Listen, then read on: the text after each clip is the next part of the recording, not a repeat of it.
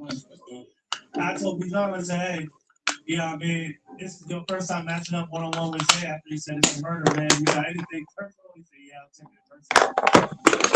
No question. I'm gonna let you get y'all off the dribble. Let's get to it, Jack.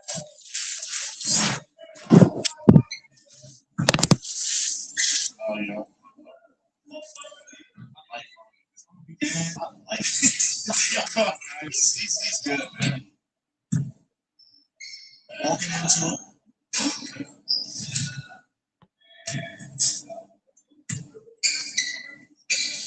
So this tag team wants full weight, like as far as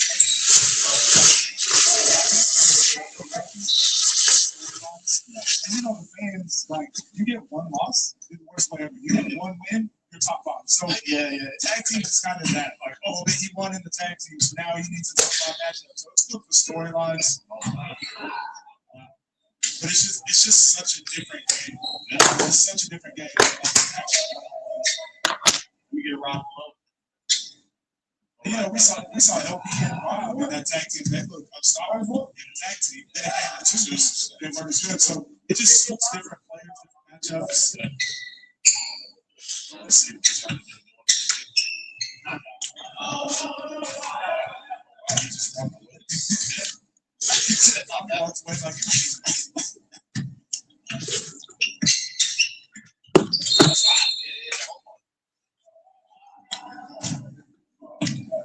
So right here, they stop this possession. Bijan misses you. So,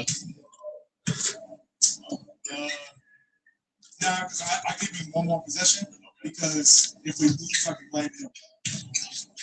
No, he did so for 12 points, man. yeah. But oddly enough, this is how they're one-on-one win. Man, he's a problem. I don't think I've ever seen Rob sell on defense.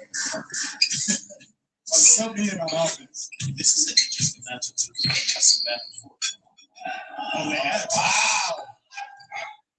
Bobby, go for 40. Go for 40. Go for 40.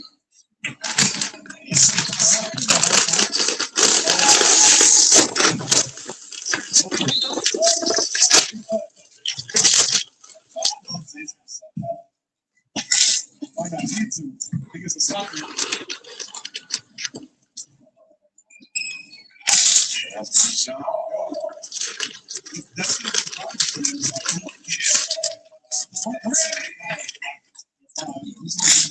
Yeah.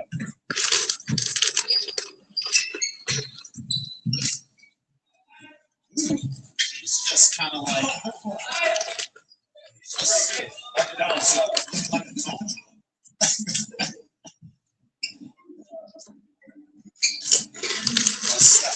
That's how every game has been for me today. This is how every game has been for me today. I've just been a fan. I'm just watching the talent. We don't have some talent in the No, but it's so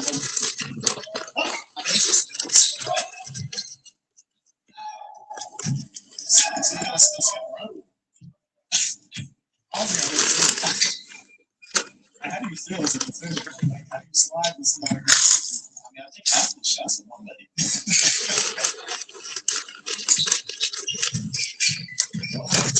Okay.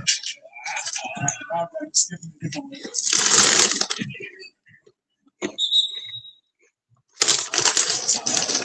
You know, the worst part here, Bijan tweaked his ankle a little bit the other day. Okay. Rob obviously is coming off an injury, heel bruise or something like that. So, oh my God. It's just that, like, I think it's something I was like taking it on the first because he just every shot is Well, also, yeah. he might send no, say make a mistake because he said send it to halftime. Like, Now imagine if Rob sends it to halftime.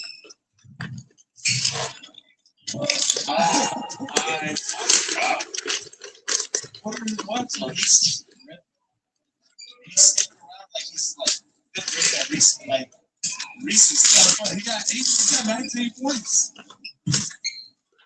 like Halftime.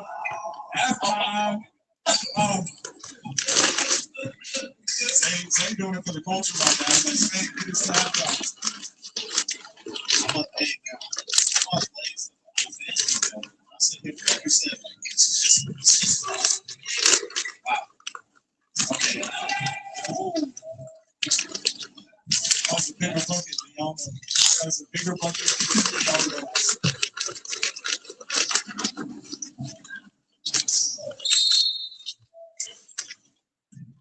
If they did a percentage, shot percentage after getting fouled, I think Utah would be easier than that. The App Store Accountability Act requires app stores to verify kids' ages and get parents' consent to download. Because you don't mess with Texas kids. Senator Ted Cruz, empower parents and protect kids. Pass the App Store Accountability Act. Well, what else? We learned the florist whose business was blooming yet. Xero makes it easy to manage your books all in one place so you can flourish. Now, you're the kind of florist whose business is blooming.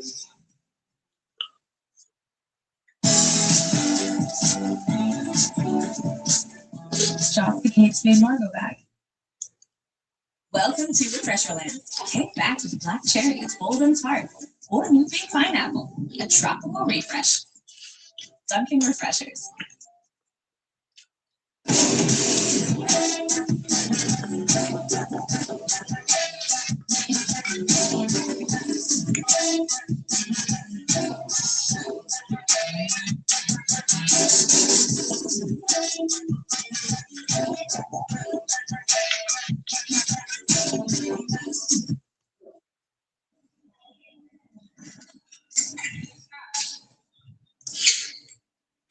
You feel like the big fans.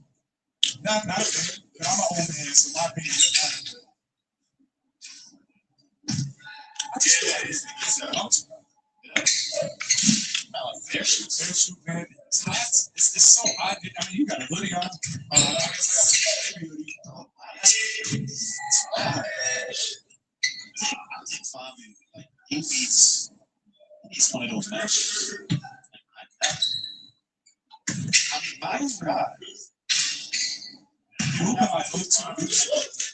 You look like O2 Goose. Oh, yes, I'm so lying. Oh, my God. All you need is some abs. Nice. So I know people don't like those calls. They have been talking about, they wait to see if the ball goes in.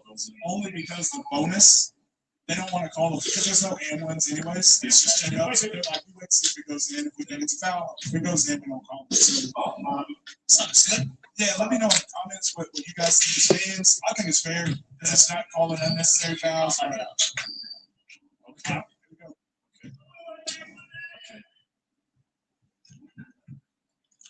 That's the thing about Bijan, he can just start bringing them off.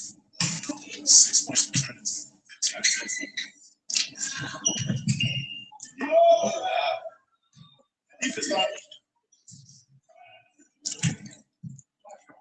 I don't know if it's a good strategy to be commentating this long though. Because once they don't rattle off points like that, it's usually like a slow grind. Yeah. So Zay, if he's gonna need Zay to get 20, Yeah. it's Like, he's just sitting down, kind of like knife.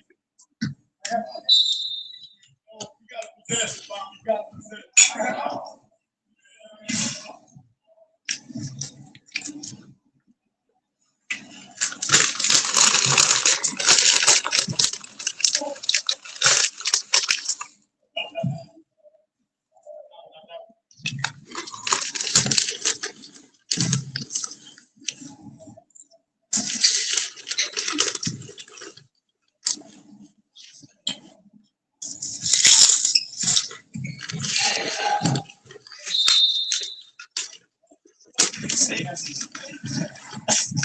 Thomas for 21. It's me. Serious. Oh, it's down to 2 balls. You know, okay, so.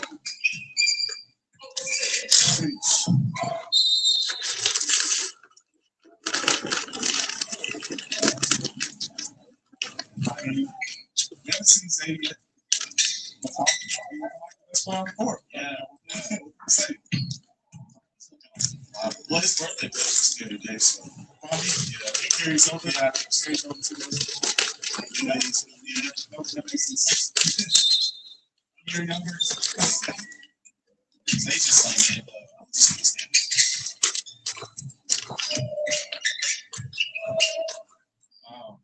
Yeah, I think Zane's just here to check the ball.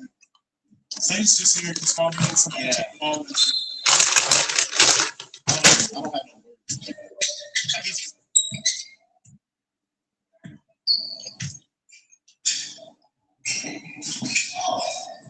Right? Okay. I mean, hey, he's like, First shot of the game. It's 25 to 6. Zane's first shot. wow.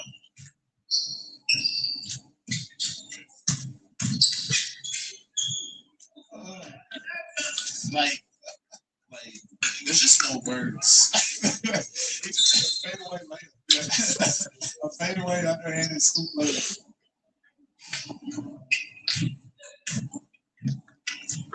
Just good to see it. Rob, it's going on. I know B. John's trying to get it going. I'm just thinking Justin is really It just seems tough.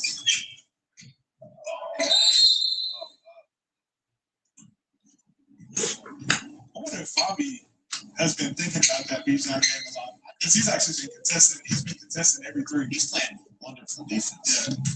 I mean, just like you said, like as of right now, he's looking like the best player on the floor. It's just defense, the offense. I mean, just doing everything.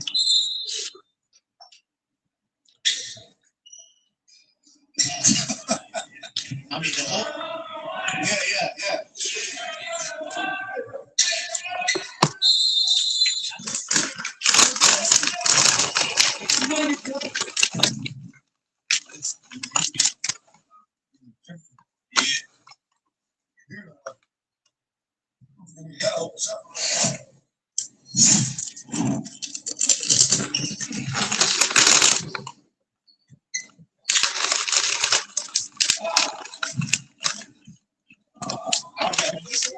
Like,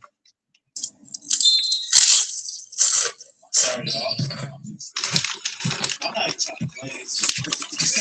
They're going to say the things that you can turn 5. You got 32 of the 34 points. There we go. There we go.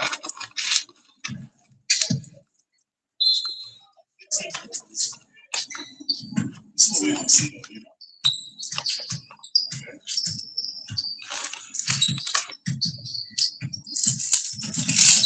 So the other matchup, they take this one personally too. Oh, yeah. So it's like, I have to think about it. They both get that. Yeah, so they're taking this match, you know what I'm saying? That's kind of what this whole series is supposed to be, get to see these storylines, get to see them play together against each other. The more he dribbles, the higher percentage. Yeah, he's oddly enough, he's better off the dribble than catch and shoot. So Zay's on the board as well.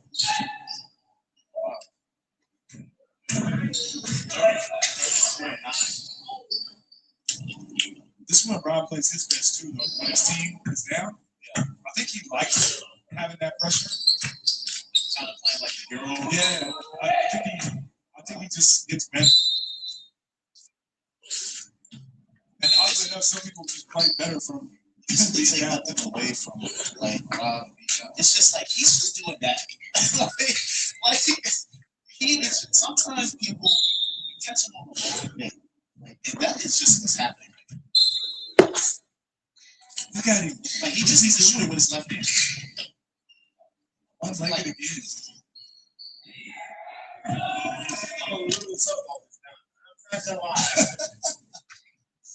I just been laughing this whole game. I don't have no comments. Just No notes. No notes from all this. Describe what is going on.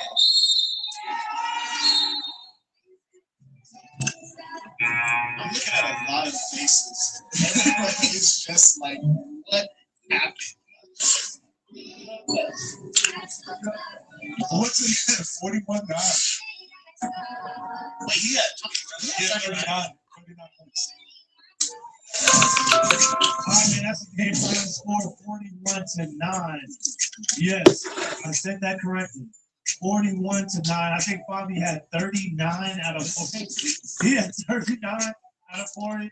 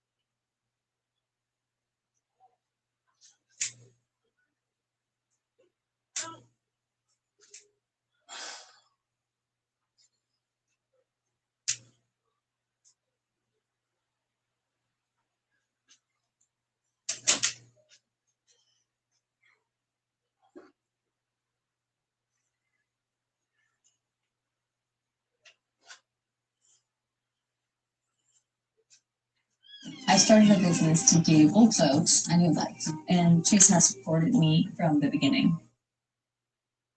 Hey, Dallas, Six gives you cheap thrills. Rent premium cars at affordable prices from Six in Dallas or nationwide. Six, rent the car. When the ruthless patriarch of the Romano crime family picked up his private line in the dead of night, he expected trouble, but not the panicked voice of a terrified waitress. Her trembling report that his only heir was currently bleeding to death on a grimy city sidewalk ignited a violent chain of events that would ultimately tear the entire city apart. The rain in New York City doesn't wash the streets clean. It just makes the grime slick.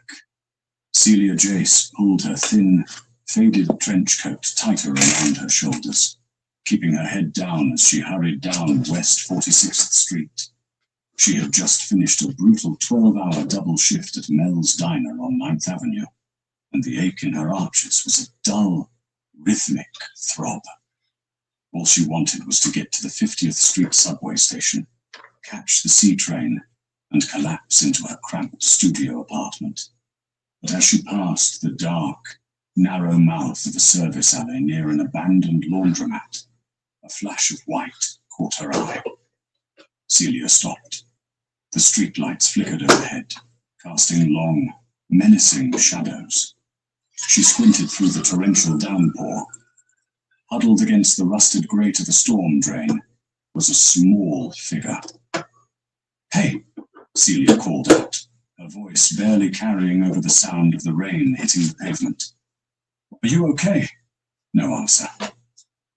Celia's heart hammered against her ribs. Every instinct told her to keep walking.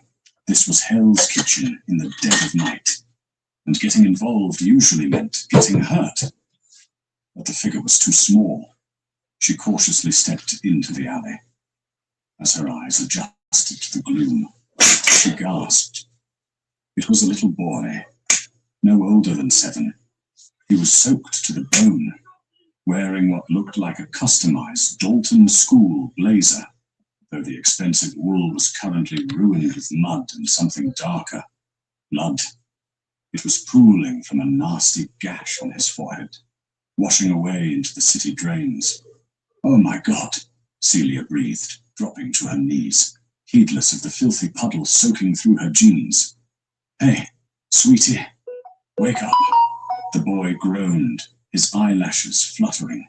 His skin was ice cold, tinged with an unnatural, sickly grey pallor. He tried to push himself up on his hands, but his arms gave out instantly, sending him face first back into the wet concrete. His breathing was shallow and ragged. "I can't. My legs." The boy whimpered, his teeth chattering violently. "I can't feel my legs." "It's okay, I've got you," Celia said, panic rising in her throat. She fumbled in her pocket for her cheap prepaid phone, intending to dial 911, but the boy suddenly grabbed her wrist with surprising strength. "No police," he rasped, his dark eyes wide with terror. He reached into the inner pocket of his ruined blazer and pulled out a sleek, heavy smartphone, the kind that cost more than Celia's rent. He pressed it into her hand. "Oh, Papa. Only Papa." Celia looked at the cracked screen. There was no passcode, just a single contact listed on the home screen. Papa. She didn't have time to argue. The boy was losing consciousness again. She hit the call button and pressed the phone to her ear. It rang only once. "Speak." A voice answered. It wasn't the frantic voice of a worried father.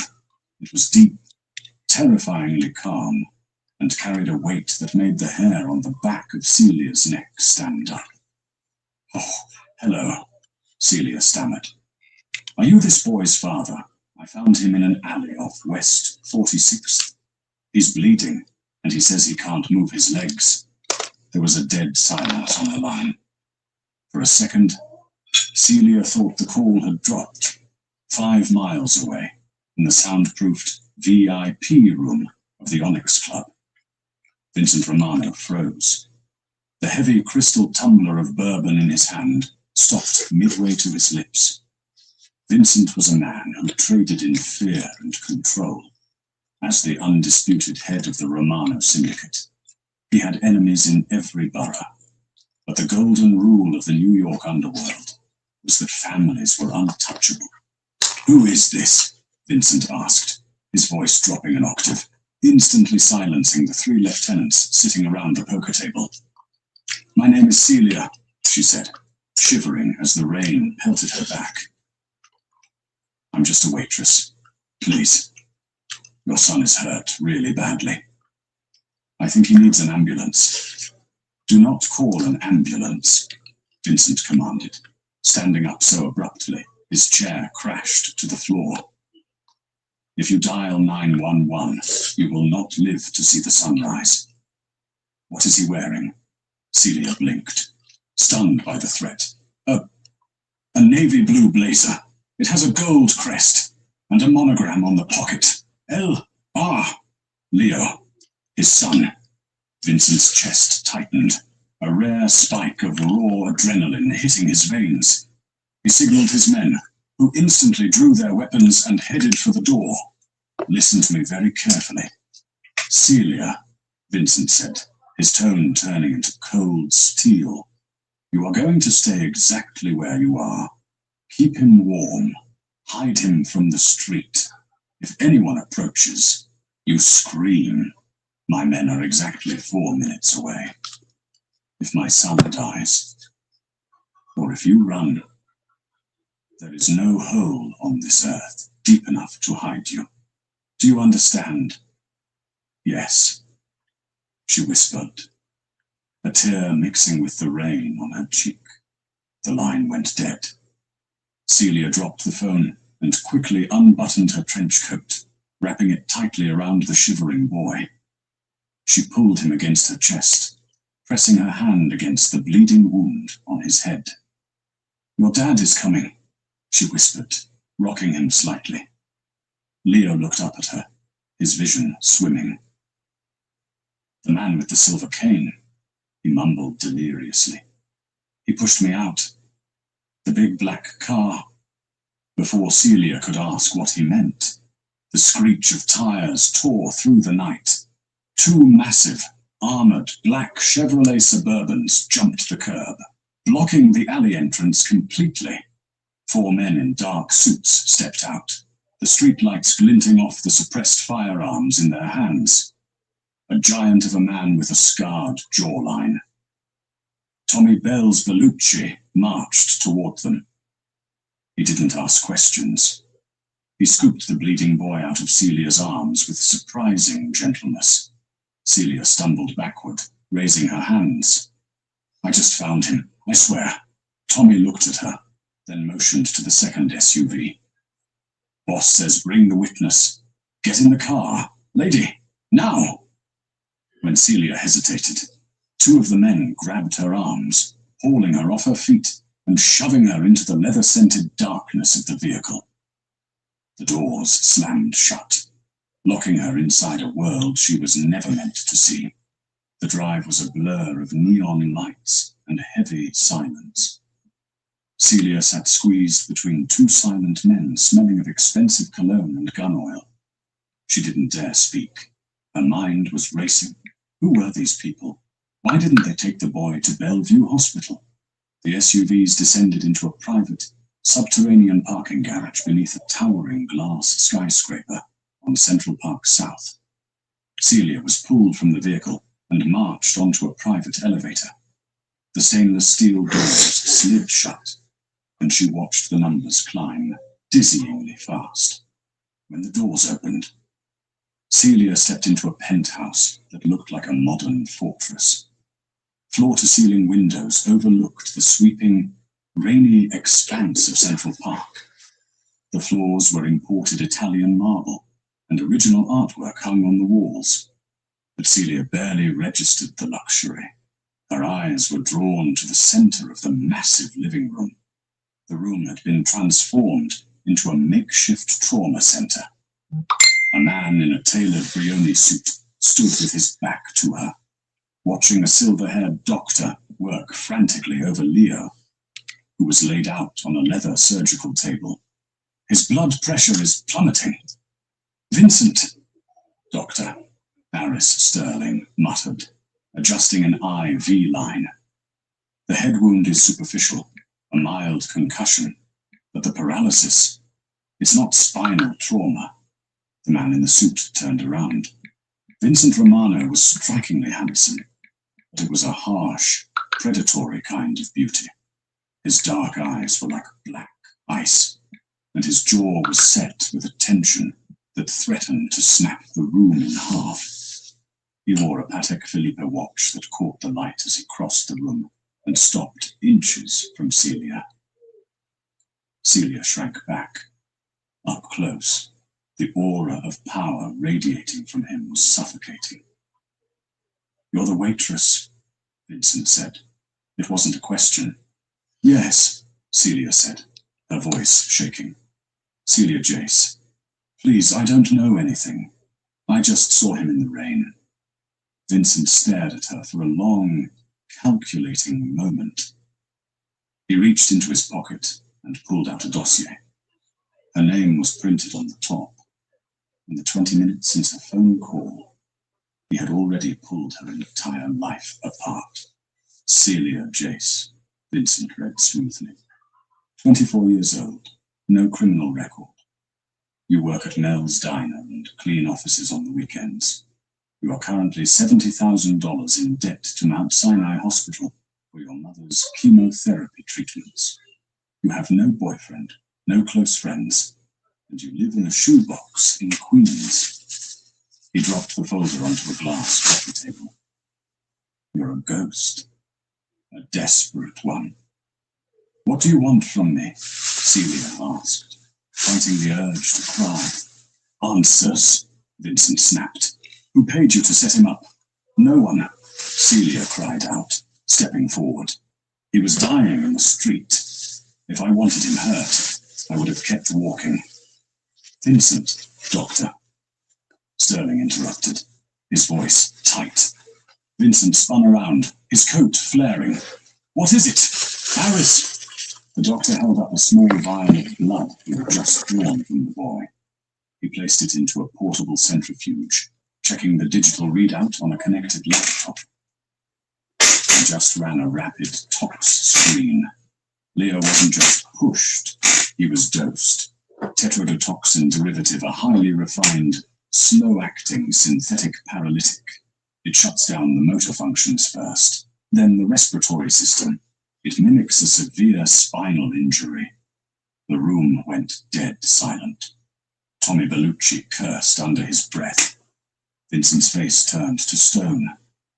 "Someone poisoned my son." "Yes, doctor," Sterling said grimly, "and it requires precision. A dose this exact means it was slipped into his food or drink at least 3 hours ago. Someone close to him did this. Someone inside your house." Celia watched as the realization hit the mafia boss. His inner circle was compromised. The men standing guard at the door suddenly looked at each other with suspicion. Vincent's empire was built on loyalty, and a rat had just tried to murder his heir. "Dad," a weak voice croaked. Vincent rushed to the table, his intimidating demeanor melting away instantly. He took Leo's small, pale hand in his own. "I'm here. Piccolo mio. Papa is here. The lady," Leo whispered, his eyes searching the room until they locked onto Celia. "Where is the lady?" Vincent frowned, glancing back at Celia. "She's here."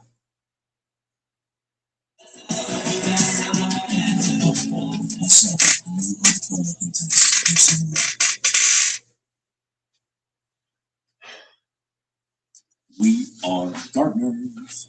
We are partners. Bum, bum, bum, bum, bum, bum.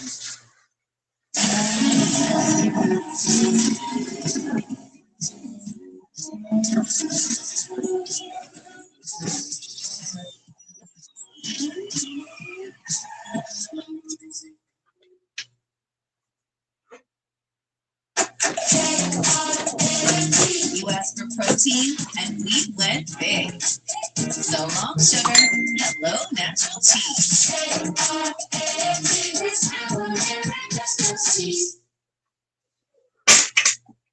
Refresh your home with 40% off select home decor at Hobby Lobby. Out with the old and in with what's you. Find everything you need to make your home feel cozy, stylish, new. Shop 40% off select home decor at Hobby Lobby. Make her stay, Leo pleaded, his heart monitor beeping erratically. The man with the cane.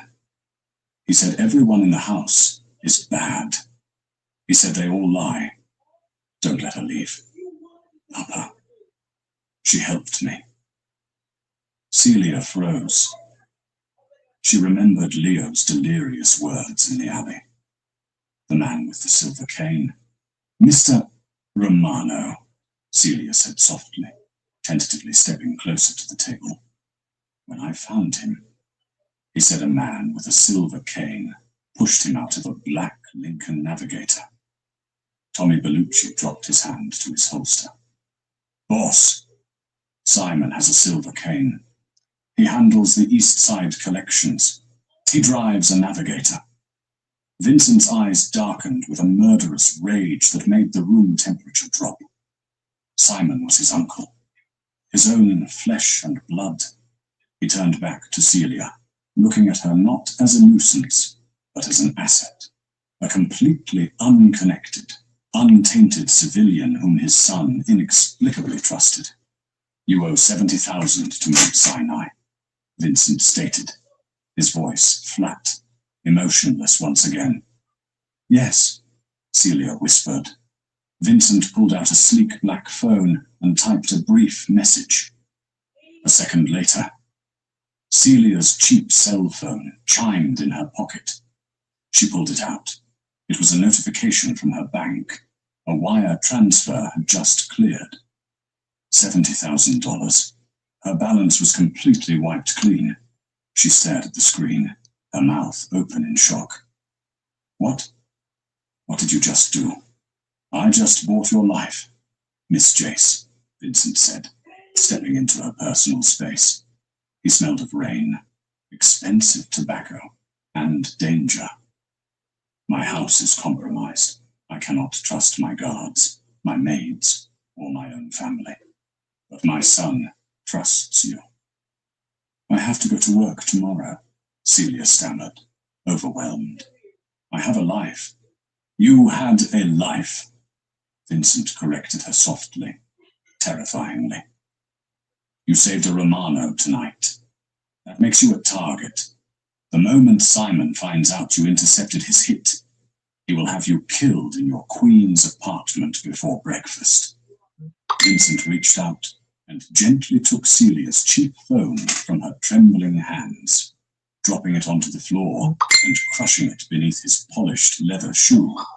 You are my son's new nanny, Vincent declared, turning back to his men. Tommy, lock down the penthouse. No one gets in or out. Celia sleeps in the adjoining room to Leo. I didn't agree to this, Celia yelled, finally finding her voice. Vincent stopped at the door, looking over his shoulder. You don't have to agree. You just have to survive. Welcome to the family. Suddenly, the lights in the penthouse completely cut out, plunging the room into absolute darkness. The heavy reinforced doors of the elevator chimed. Someone was coming up, and they weren't invited. The darkness was absolute, thick and suffocating like a heavy wool blanket. The only sound was the erratic, panicked beeping of Leo's heart monitor, running on its emergency battery backup. Get down! Vincent's voice roared through the pitch-black penthouse. Before Celia could even register the command, a heavy, calloused hand gripped her shoulder and shoved her violently to the floor. The marble was freezing against her cheek. A split second later, the stainless steel doors of the private elevator blew inward with a deafening crack. The concussive force shattered the floor-to-ceiling windows overlooking Central Park. Wind and rain instantly howled into the room, sending shards of glass raining down like lethal confetti. Muzzle flashes erupted from the elevator shaft, illuminating the room in strobing, terrifying bursts of yellow light. Celia screamed, covering her ears as the deafening roar of automatic gunfire chewed through the expensive leather furniture and plastered walls. Tommy suppressing fire, cover the boy. Vincent barked. Tommy, Bells, Bellucci, and the remaining guards returned fire, their suppressed weapons emitting deadly, rhythmic thwips that found their targets in the dark. Heavy bodies hit the floor with wet thuds. Celia crawled blindly across the glass-strewn floor, her hands slicing open on the shards. She didn't care. Her only thought was the paralyzed 7-year-old boy lying helpless on the surgical table. She bumped into the metal legs of the table, reached up, and grabbed Leo by his ruined blazer, pulling him down off the table just as a spray of bullets shredded the mattress where he had been lying a second before. "I've got you," Celia gasped, pulling Leo's trembling body under the heavy mahogany dining table nearby. "Close your eyes. Leo, keep them closed." "Papa!" Leo whimpered, burying his face in Celia's chest. In the strobing light of the gunfire, Celia saw Vincent. He was no longer the composed, terrifying businessman in a Brioni suit. He was a predator, unleashed. He moved through the darkness with lethal precision, a heavy Glock 19 in his hand. He didn't waste bullets. Every shot he took ended with an invader collapsing. "Reloading," Tommy yelled from behind a shattered granite kitchen island. "Two left on the flank," Vincent called back. Celia held her breath as heavy combat boots crunched on the glass, mere feet from her hiding spot. One of the hitmen was circling the dining table, his weapon raised, sweeping the area with a mounted flashlight. The beam of light cut through the dust and smoke, inching closer to where Celia and Leo were huddled. If the light hit them, they were dead. Celia looked around frantically. Her hand brushed against a heavy, jagged piece of the shattered crystal bourbon decanter that had fallen from a side table. She gripped it tightly, ignoring the sting as it bit into her palm. The hitman stepped closer. The flashlight beam swept over Celia's ruined boots. Without thinking, Celia lunged from under the table. She drove the jagged crystal deep into the unarmored gap behind the hitman's knee.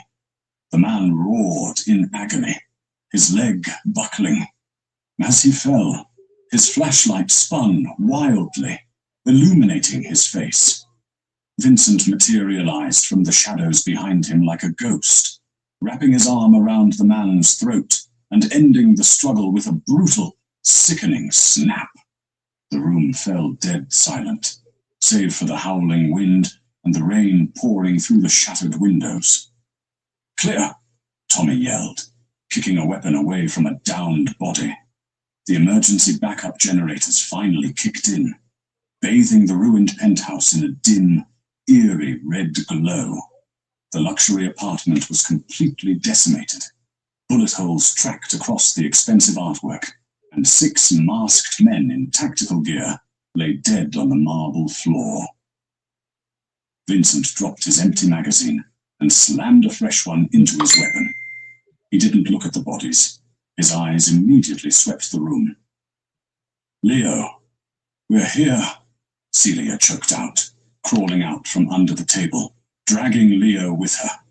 Her hands were covered in blood from the glass, but the boy was unharmed. Vincent rushed over, sliding to his knees in the ruin of his home. He checked Leo frantically, then looked at Celia. He saw her bleeding hands, the fierce, protective grip she had on his son, and the shattered crystal she was still clutching. The cold, dead look in the mafia boss's eyes shifted, replaced by something Celia couldn't quite decipher. It was a profound, startling respect. "You protected him," Vincent breathed, his voice thick with an emotion he rarely allowed himself to feel. "I told you I wouldn't let him get hurt," Celia said, her voice shaking violently as the adrenaline began to crash. "Boss," Tommy interrupted, his voice grim. He was kneeling next to one of the dead hitmen, having pulled off the man's tactical mask. It's Dominic. He's one of Simon's top enforcers. Simon sent his own personal guard to finish the job. Vincent stood up, towering over the room, a terrifying aura returning in full force. Simon knows the poison didn't work. He knows Leo is here. Tommy, get the armored transport ready. We are moving to the safe house in the Hamptons. Tonight. Wait, a voice croaked from the corner. Doctor. Aris Sterling emerged from behind the overturned leather sofa, dusting off his lab coat. He was pale, sweating profusely, and clutching his medical bag to his chest like a shield. Vincent, you can't move the boy yet. The paralytic is still in his system. His heart rate is dropping again. If we put him in a bumpy transport, the stress will trigger a full cardiac arrest. Vincent turned to the doctor, his jaw tight. Then what do you suggest? Aris, I have an experimental counteragent in my bag, the doctor said quickly, his eyes darting around the room. I need to administer it intravenously immediately. It will flush the toxin from his receptors. Then he'll be stable enough to move. Vincent nodded curtly. Do it. Fast. Doctor. Sterling hurried over to the dining table where Celia was holding Leo. He unzipped his medical bag with trembling hands. Celia watched him closely. Something was wrong. Celia had spent the last 5 years reading people to survive. Working the graveyard shift at a diner in Hell's Kitchen meant knowing when a customer was about to skip out on a bill, when a drunk was about to get violent, and when someone was lying. Doctor. Sterling was lying. His hands were shaking, yes, but not with the adrenaline of surviving a gunfight. It was the terrified, guilty tremor of a man backed into a corner.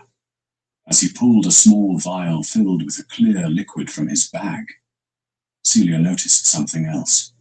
Earlier, when the doctor had run the rapid tox screen on Leo's blood, Celia had seen him check his smartwatch. It had buzzed twice, a distinct vibration pattern. Just now, right before he suggested the counteragent, his watch had buzzed again with the exact same pattern. Why would a doctor be getting messages during a deadly firefight? Hold his arm still. Celia. Doctor. Sterling instructed, drawing the clear liquid into a syringe. This will pinch, Leo, but you'll feel better soon. Celia looked at the syringe. Then she looked at the doctor's eyes. They were wide, frantic, completely devoid of the detached professionalism he had shown an hour ago. Someone close to him did this. The doctor had said earlier, someone inside your house. No, Celia said softly. What doctor? Sterling snapped, his facade cracking. Girl, let go of his arm. I am a medical professional. I said no, Celia shouted, yanking Leo against her chest and physically blocking the doctor with her body. Celia, step aside, Vincent ordered, stepping forward, his brow furrowed in confusion. He needs the medicine. It's not medicine, Celia yelled, staring dead into Vincent's eyes. Look at him. Vincent. Look at his watch. He just got a message. The hitmen didn't cut the power to ambush you. They cut the power to cause chaos so the doctor could finish the job. The room froze. Doctor. Sterling's face drained of all color. He lunged forward with the needle, aiming straight for Leo's neck. He never made it. Vincent moved with terrifying speed. He grabbed the doctor's wrist, twisting it violently backward until a sickening pop echoed through the room. Sterling screamed, dropping the syringe. It shattered on the marble floor, the clear liquid burning a small, sizzling hole into an expensive Persian rug. Acid. Vincent slammed the doctor against the wall, lifting him entirely off the floor by his throat. "Simon," Vincent whispered, his voice a demonic rasp. "Simon paid you to dose my son. He threatened my family." Sterling choked out, his legs kicking wildly in the air. "He said if I didn't give Leo the paralytic at dinner, he would kill my wife." The hit squad. They were just the distraction I was supposed to inject him with the acid during the chaos. Vincent's eyes were black voids of absolute fury. "You broke bread at my table, Aris. You swore an oath to my family." "Vincent, please," the doctor begged, tears streaming down his face. Vincent didn't shout. He didn't hesitate. He dropped the doctor to the floor, drew his weapon, and fired a single, silenced shot into the man's chest. Sterling slumped against the wall, dead. Celia covered Leo's eyes, burying her own face in his hair, her whole body trembling. She had just witnessed an execution. The reality of the world she had just been dragged into hit her like a freight train. Vincent stood over the body for a long moment. Then he turned and walked over to Celia and Leo. He holstered his weapon and knelt down, gently prying Celia's bloodied hands away from his son. "The poison. How do we stop it now?" Celia asked, her voice a fragile whisper. Fits just right, like bundling your auto and letters on a budget.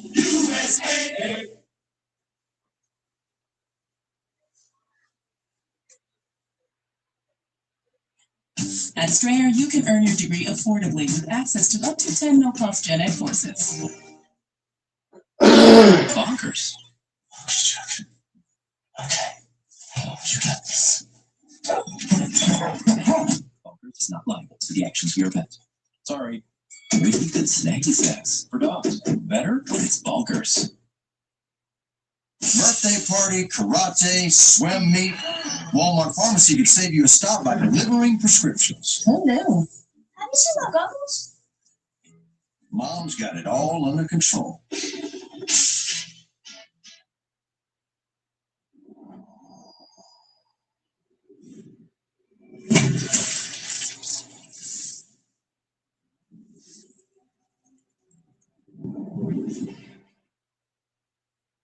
The paralytic Aris described was a lie, Vincent said quietly.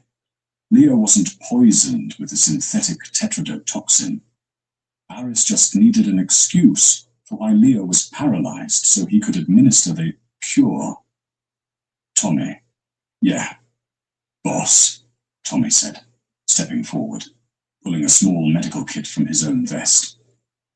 "Give him the epinephrine," Vincent ordered. Aris just sedated him with a heavy muscle relaxant. Simon needed Leo out of the way to stage a coup tonight, but he didn't want the boy dead until I was dead too. Aris was the fail-safe. Tommy quickly administered a shot to Leo's leg.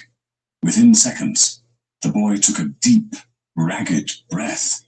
The grey pallor in his cheeks began to fade, replaced by a healthy, flushing pink.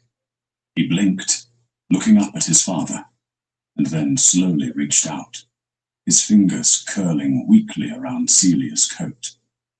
"I can feel my toes, Papa," Leo whispered. Vincent let out a breath he looked like he had been holding for years. He kissed his son's forehead, then looked up at Celia. "You saw what he was, even when I was blind to it," Vincent said, his voice stripped of all its usual cold authority. "You saved him in the alley, you saved him in the crossfire, and you saved him from the traitor." "I just wanted him to be okay," Celia said, tears finally spilling over her eyelashes. Vincent reached out, his large, warm hand gently wiping a smear of soot and blood from Celia's cheek. The touch sent a shockwave straight to her heart. It was a fiercely protective gesture from a man who destroyed anything that threatened what was his. Simon is a dead man walking, Vincent said, standing up and pulling Celia to her feet. He didn't let go of her hand. By sunrise, there will be no one left in New York who dares to speak his name. But this world, it is ugly. Celia, I forced you into it tonight. You paid my mother's debt, Celia replied, looking down at their joined hands, then up into his dark, magnetic eyes. You saved me too. You are no longer a waitress. You are no longer drowning in debt, Vincent declared, his gaze locking onto hers with an intensity that promised possession, protection, and something far more dangerous. You belong to the Romano family now. As long as I draw breath, no one will ever hurt you. That is my vow. Celia looked at the ruined penthouse, the bodies, the shattered glass. Then she looked at the little boy holding her hand, and the terrifying, beautiful man who had just burned his own empire down to protect them. She didn't run. She squeezed Vincent's hand back. Okay, Celia whispered. The storm outside finally broke, the first rays of dawn piercing through the shattered windows of the penthouse. The reign of Simon Romano was over before it began. And as Vincent led Celia and his son toward the stairs, a new era for the Romano Syndicate was born, one ruled by a king who had finally found his queen in the shadows of an alleyway. If you were on the edge of your seat during this mafia romance, hit that like button. Share this story with your friends who love a fierce, protective mafia boss and a hero.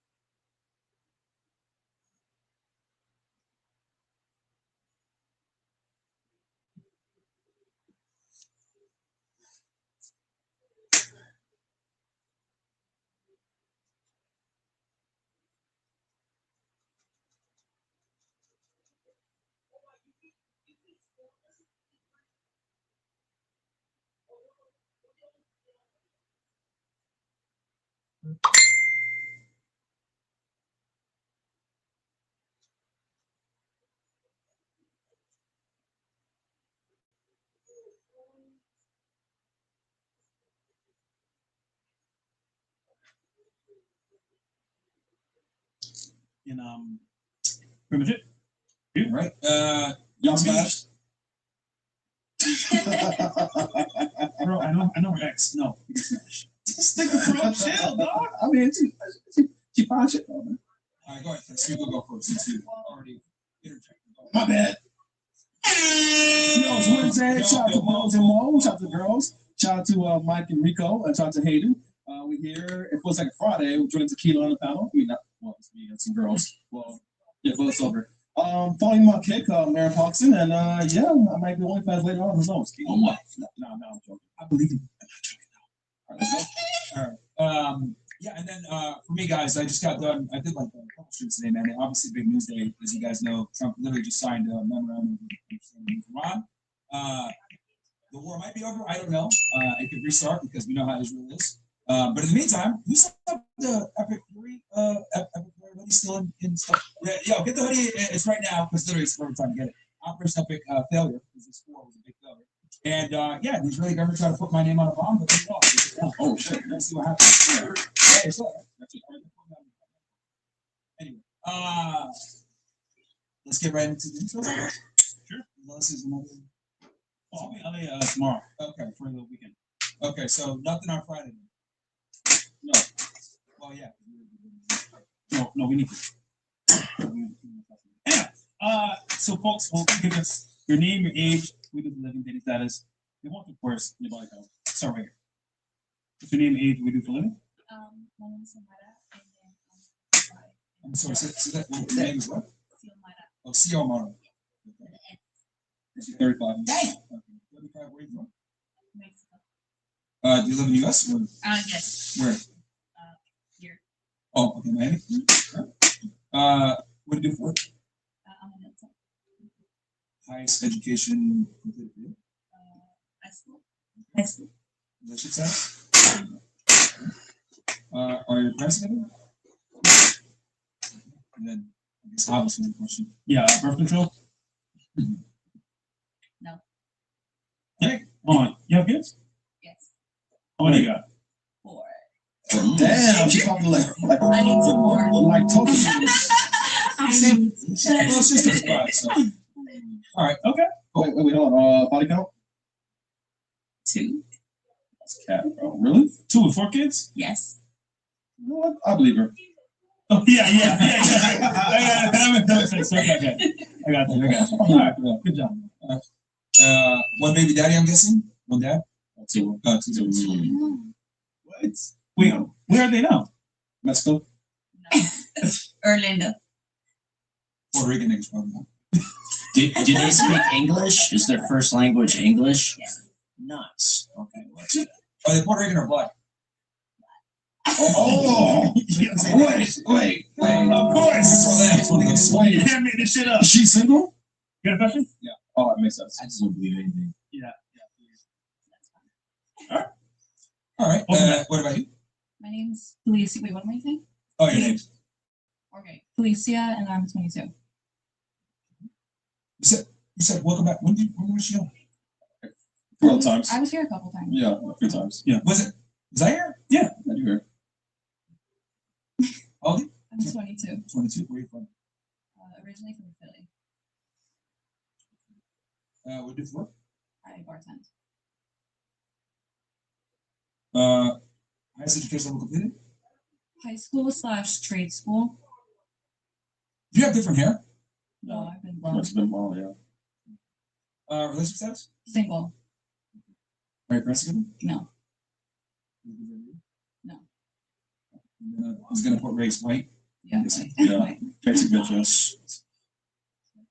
All right. What about you? Wait, hold on. Body count, Felicia.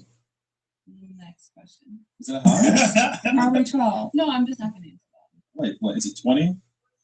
Why not? Yeah, I think 5.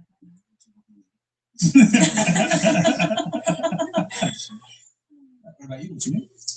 My name is Taylor Starlight. Wait, like the boys Starlight? Yeah, boys. I like that show, but no, it's because I like space. I like sci-fi stuff. Okay. How old are you? I'm 28.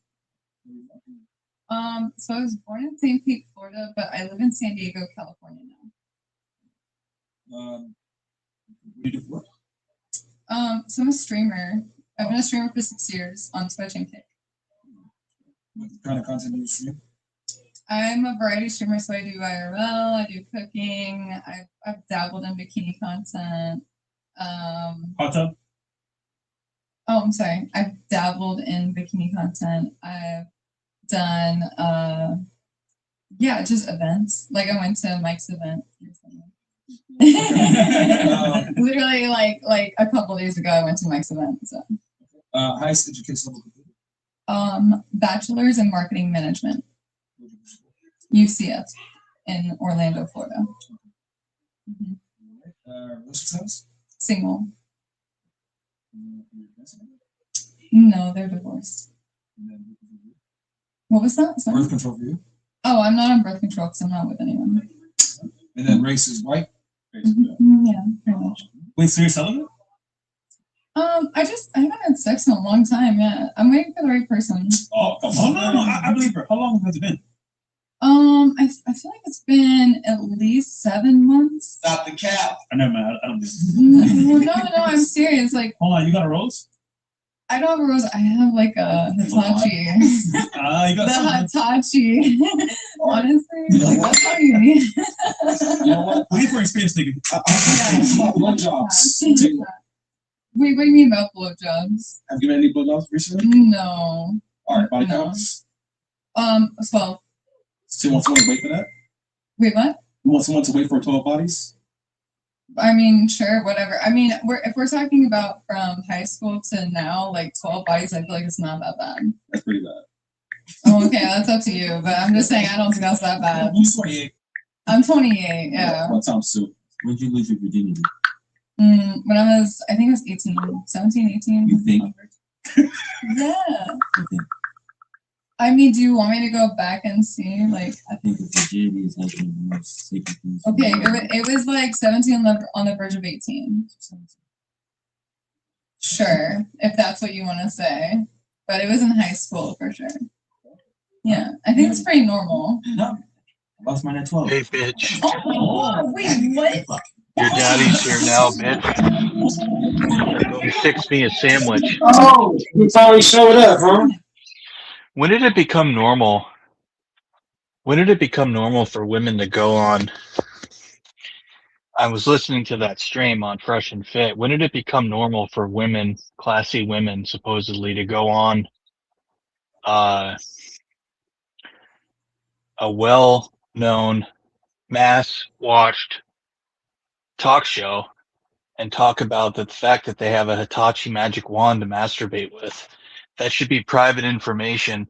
She should have, if she was a classy woman, she would have said, that's private. I'm not going to answer that. When he asked her if she had a rose, or apparently a rose must be some sort of sex toy, and she said no, a Hitachi. And of course, she's talking about the magic wand. But a classy woman, decent woman, would have said, excuse me, that's private. So think about like, would you want to marry a woman who's going on shows telling men about how often she masturbates and shit? That's fucking crazy. One thing you have to understand, Dora, this is 2026. A lot of shit. I'm not surprised about what's said or what's done in 2026. There's things worse said than that. I mean, look at the shit we say. Women need to be held to a different standard. Men are. But men want pussy, perverted. so they're not gonna hold women to have pussy. So men aren't gonna hold women to high standards. Most men don't. Most men will not. Most men will bow down just to get pussy. That's real. The girls I tend to go for are typically more sexually modest. Those are just the type of women that I'm attracted to, are like goody goody type girls that I not goody goody, but like there's just certain personalities of women I like, and the women I dated, I can rattle right off, would never answer those types of questions. There may be one that I've recently, although that was a year and a half ago, there may be one that would answer that, but for the most part, they would all be like, what?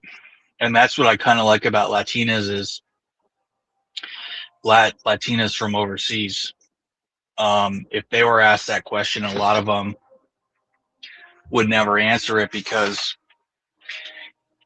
even if they are somewhat promiscuous, they would never want that to be known, because of how shameful that is in their society.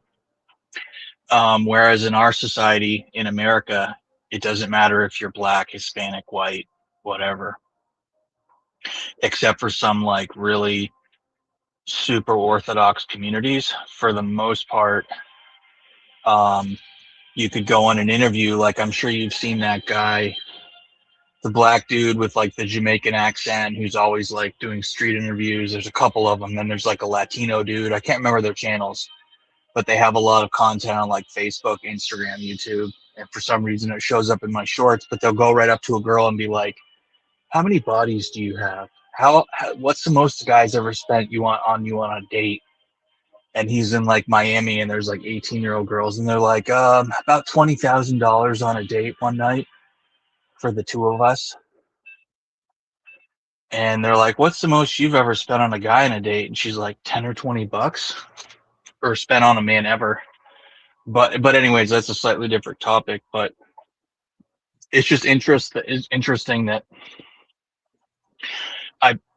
I prefer other cultures where the women are a little more modest and conservative. Like, even if you are, like, I'm not going to hold it against a woman for having a certain degree of sexual, like if she's sexually active with different men over the years. But I think what would be more, even worse, would be if she talks about it and just has it all out there.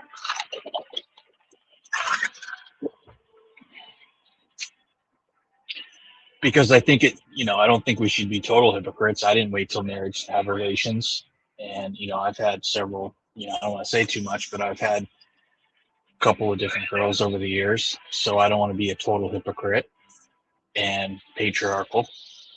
But at the same time, like, I just think that the, expectations for men and women are different. And I don't understand how a woman who's had all these bodies could ever commit to one man, because she's given herself to so many men, like, cohabitated with them, formed lives with them. So it's just, which is why I would warn someone like some of the guys on here that are attracted to women, who they are. I would say, hey, like, you may want to double check that, because an older woman may have a harder time committing to you. But there's going to be older women that are going to be super happy to have you and are going to treat you like a fucking king. I've talked to a lot of them. They're just not the types of women I go for, but there's a lot of women in their mid-30s, late 20s, even to mid-30s, early mid to late 30s, that I think these women would absolutely treat a man like a king and do whatever their husband asks. But you'd have to contend yourself with, this is really important to me, is that, I don't want to have kids that are totally fucked up biologically and genetically. And if you fuck with a woman that's over 30, I mean, you're going to have, your chances of having unhealthy kids that have congenital issues is really high. Now, I was really surprised to recently learn that in a lot of countries, they test for something called trisomy 21 or whatever, which is basically the indicator for Down syndrome. And I was shocked to realize that, like, in a lot of countries in Europe, over 90% of people, as soon as they find out in the first few months of the pregnancy that they're pregnant, they'll just have an abortion if the kid has Down syndrome.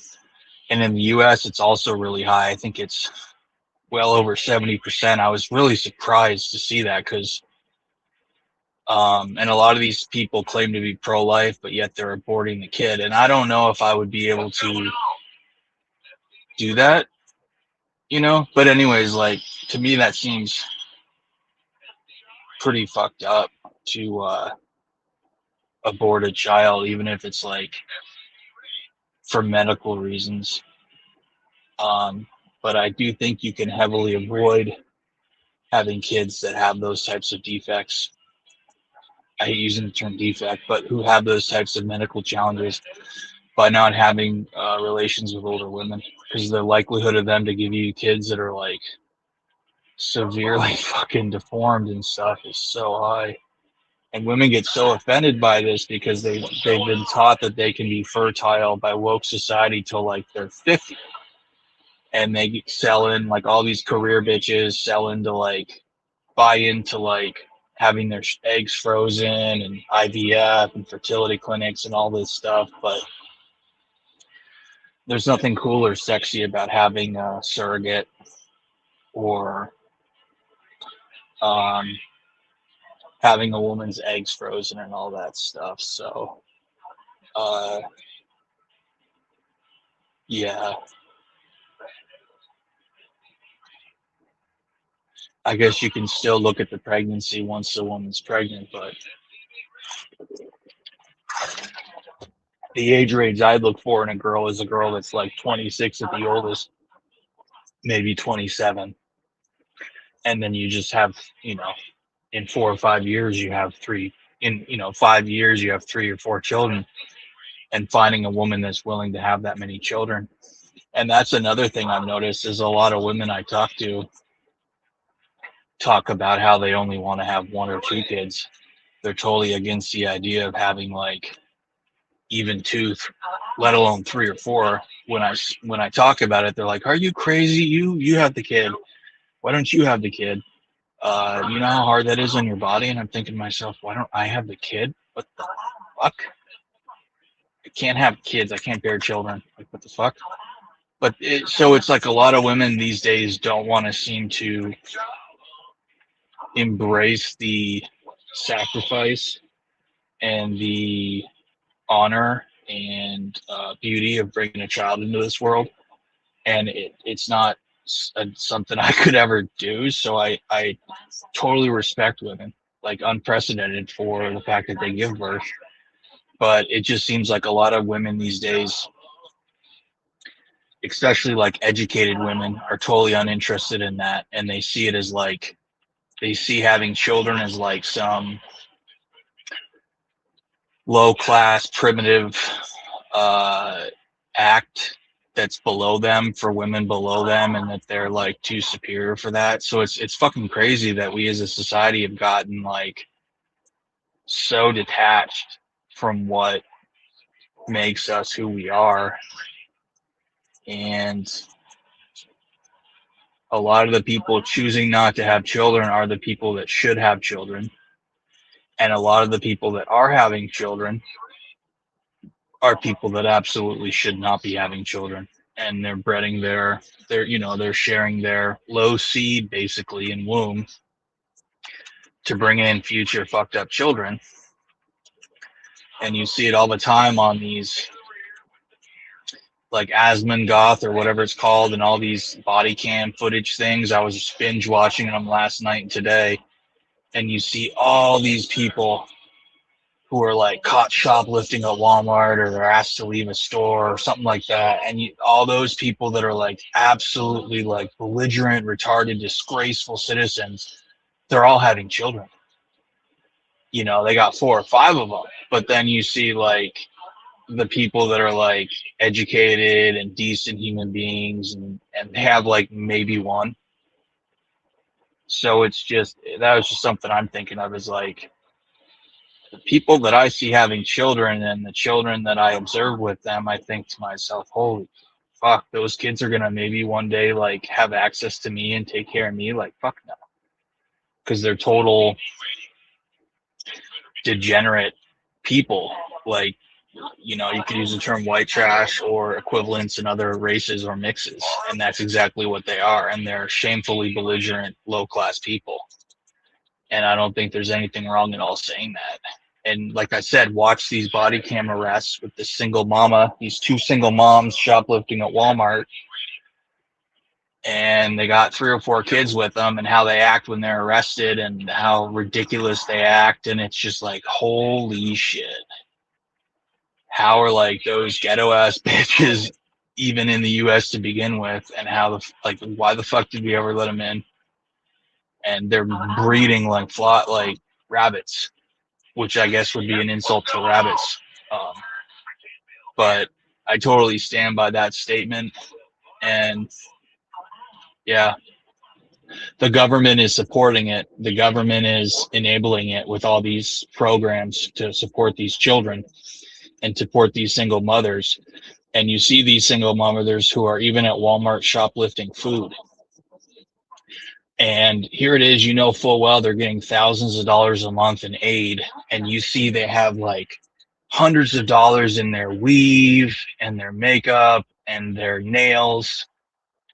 And these ghetto ass bitch moms, they're putting all this money into that and none into the child, into like investing in the child and providing. Like it is so shameful, and the government is so complicit in it.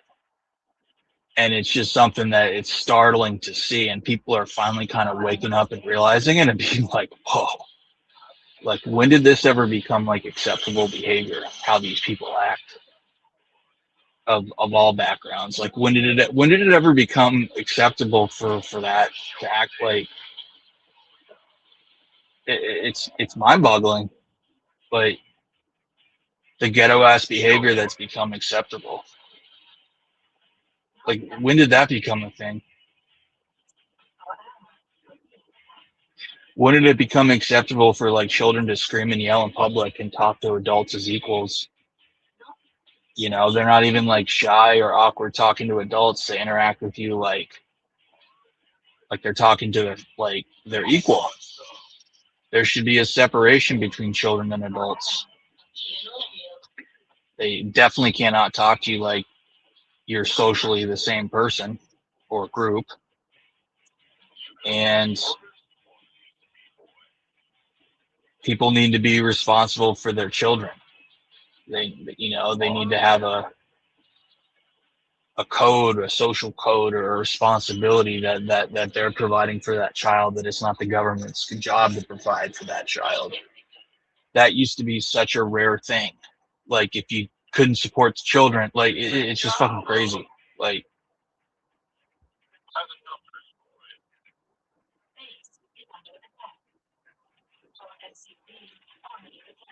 it's just a fucking crazy thing. It's just a crazy thing.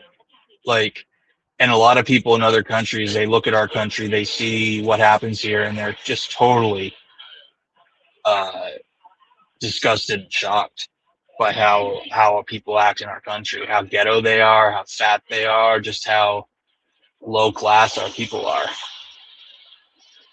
And it's just interesting that such a quote unquote evolved society is like that.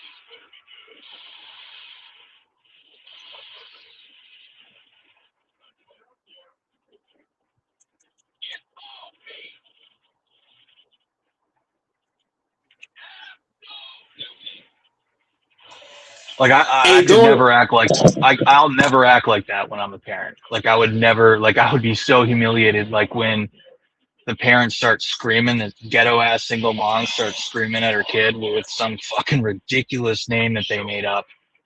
That like you're already fucking your kid over by naming them a horrible name like that. That sounds like fucking ridiculous. And not only like you're screaming and yelling in the store and the kids screaming and yelling, and I was never allowed to act like that. When did that become acceptable to act like that? If the kid's not going to shut the fuck up, the kid needs to be removed from the store. Like everybody knows that. It's totally inappropriate to act like that in public. Like that's like common sense. You remove the child from the store to not inconvenience other people. Like if you're on a plane and the kid's going crazy, you stand up and walk with them, and like maybe that's a place where like it's somewhat acceptable for people to cry and stuff. It's just one of those things.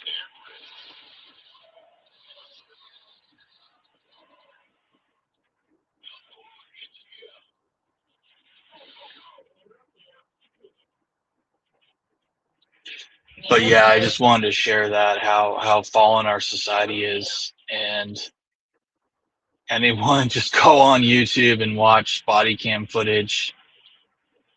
What's the fucker's name? Aspen Goth or whatever.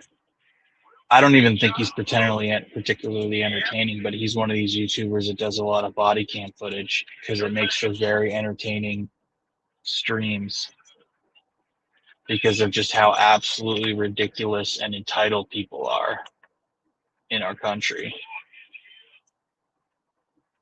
So I'm not super optimistic about the future of our country because, like I said, those people are allowed to breed and those people are the ones having the most children. And if it's not them, it's Chinese and Indian immigrants who want to come to this country and spread their seed as much as possible, even though they look like orcs from Game of Thrones or Lord of the Rings. Like, literally look like fucking orcs. If you've seen Indian people, there's nothing else you could ever compare them to but fucking orcs. And they for some reason they think they're the most beautiful thing ever and they want to spread that seed. And I gotta hold my tongue from telling them, you fucking ugly fuck should not breed.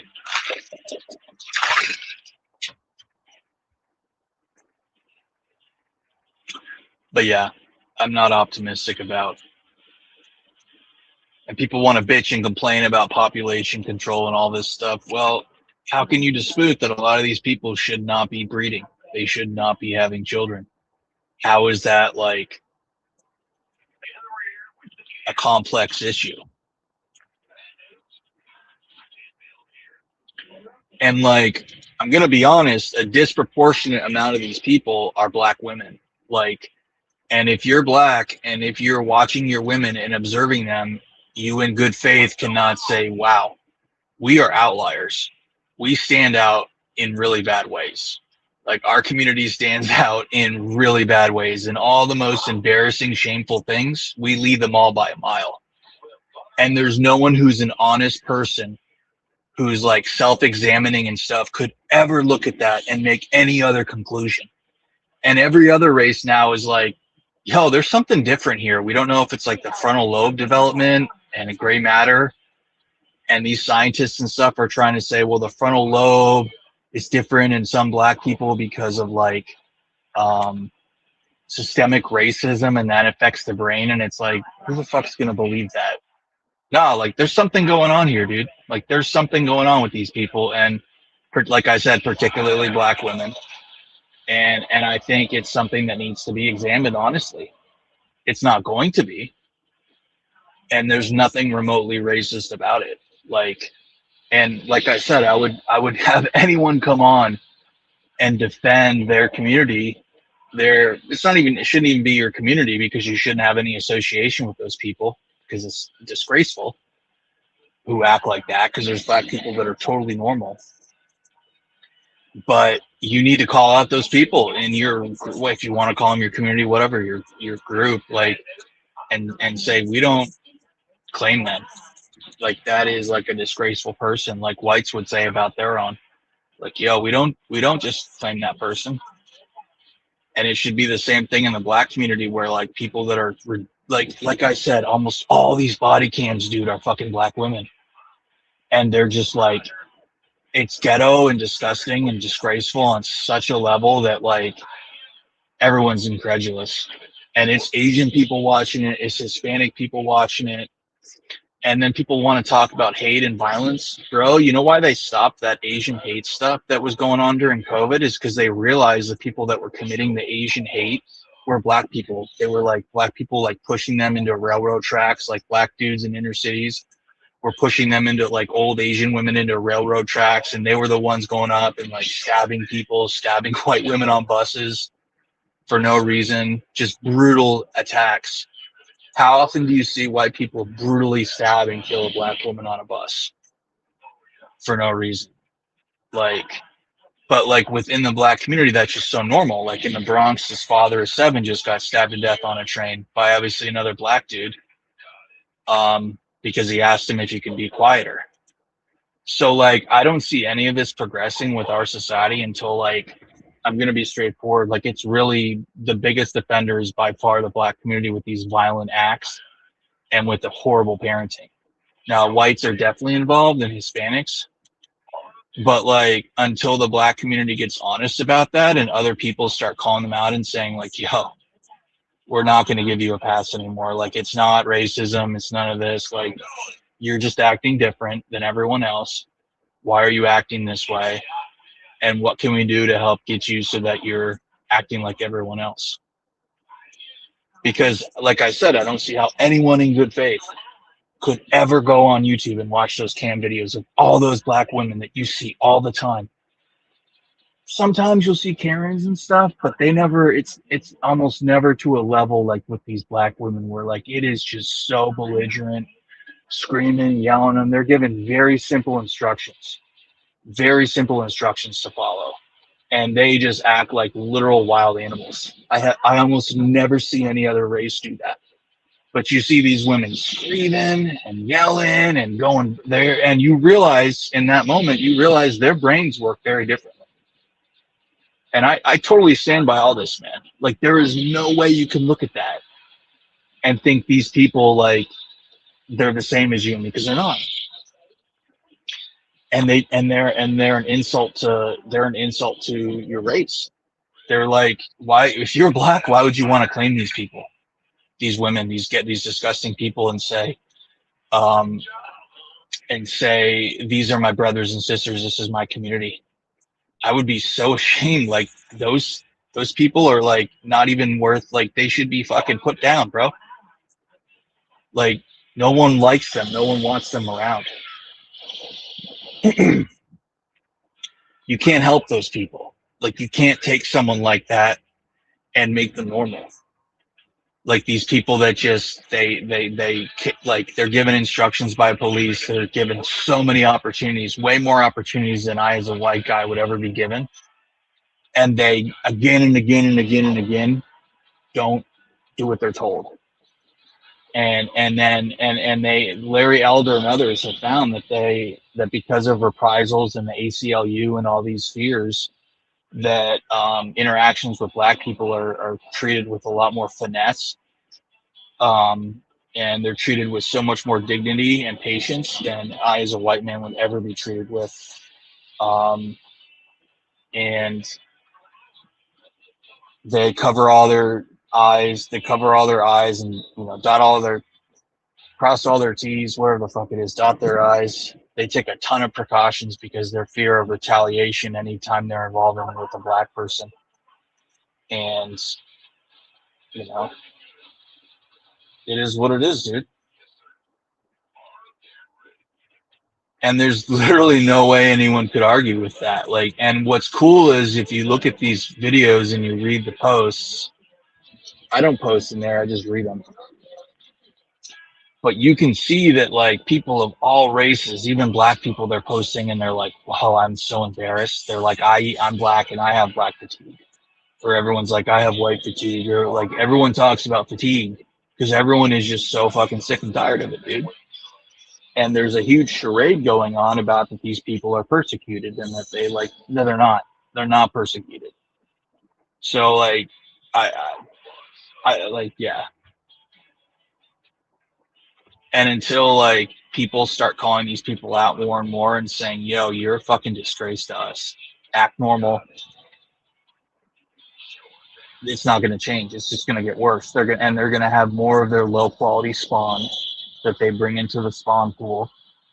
And you see these children with their ghetto ass parents, and their parents are acting crazy, going to jail, and they don't work. And you're like, you know, getting dragged on the floor because they've been asked 30 times to not do something, and they spit in the officer's face, and you think to yourself, that kid has no fucking chance. Like, that kid has zero chance. And there's just no way to argue that. There's just no way to argue it, dude.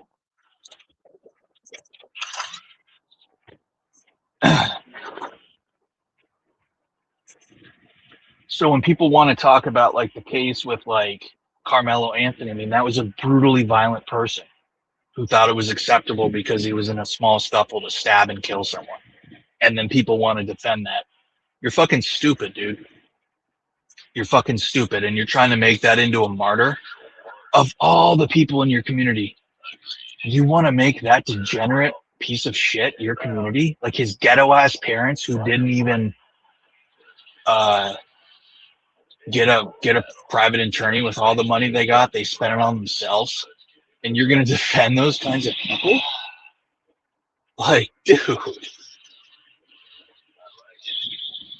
mic drop, man. Like if I was part of some super redneck white trash community, I would disown them and like call them out. But I'm not.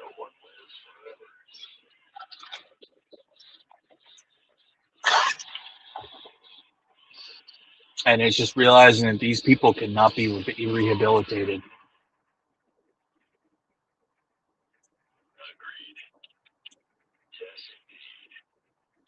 You watch these cameras, I'll happily share the footage of any of these people. You absolutely cannot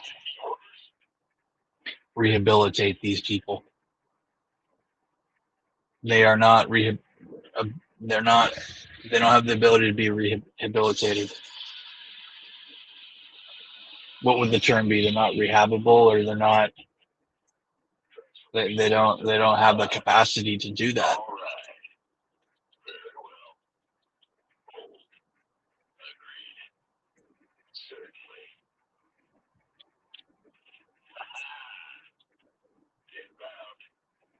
And by allowing these people to continue to, like I said, bring their little spawn into the world, it's just going to continue to create more of the same types of people.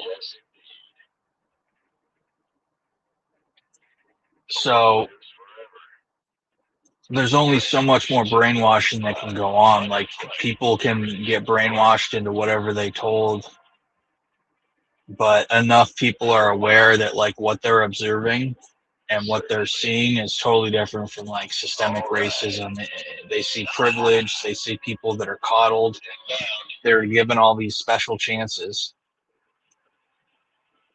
and not doing anything good with it. And then you have to look at it and you have to say there's something else going on here. There's something like genetic, or like with the cognitive ability, or there's something different going on with a lot of these folks. Not all of them, but a lot of them. Like how their brain functions, like they said, the prefrontal cortex, and the different findings they find between whites and blacks, but they're too scared to study other races because they don't want to admit, you know. But the gray matter that they find is considerably different and has tons of implications with impulse control and emotional regulation and stuff, and it explains why you see with these people. I mean, imagine being like a really smart black person who's like acts normal. Like you get embarrassed by these fucking people all the fucking time, dude. And then society is not calling them out. Society is just saying they're victims and making the issue worse.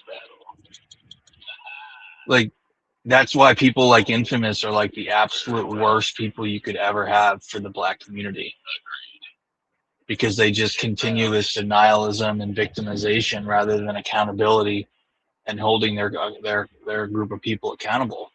And there's literally like there's no way you can argue any of this. It's like irrefutable. And the only way you can argue it is like on emotion, and that you're like upset and triggered, but absolutely no way can anyone like refute what these people are positing.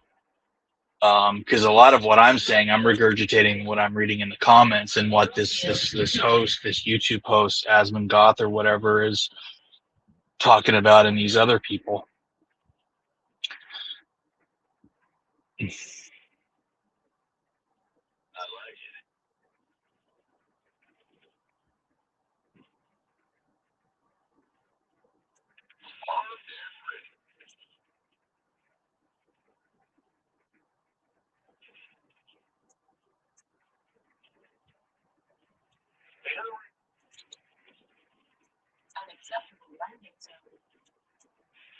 Like, I'm not coming up with these thoughts myself.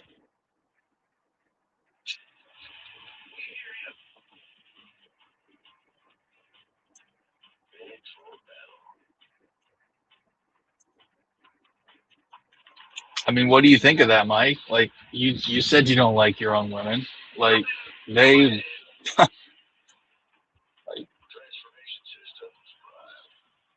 like I said, they're leading all the worst categories to lead.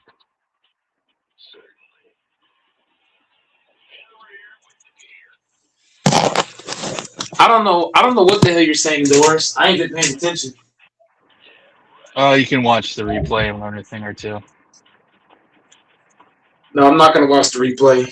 I will never watch the replays. Well, that's up to you.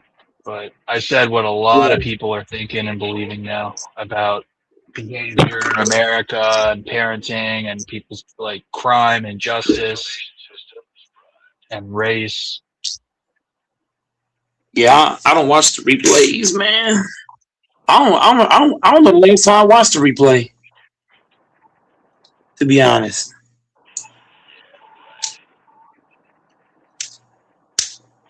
That's okay. I got it off my chest. Yeah, that's what the panel's for, man. Get it off your chest.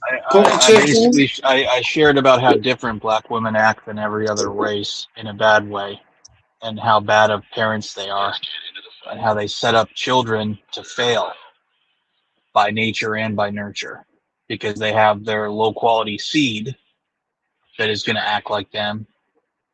They don't have a father. They're belligerent. Like, you can't look at women in your community, black women, and not look at them and be like, wow, these women are like fucking crazy. And they're holding us back. Like, what percentage of black women are single moms living on the government? It's got to be over half of them.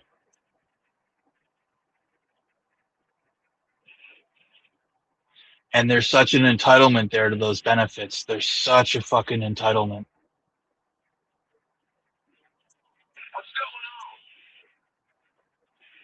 And they're on those their whole fucking life.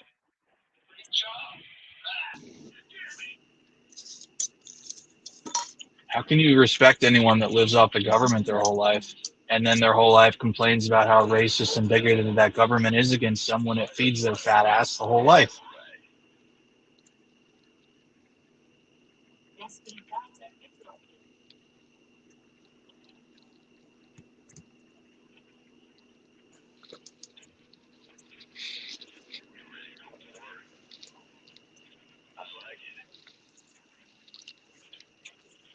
Like, I'll happily call out white people that act like that. White trash that live on the government.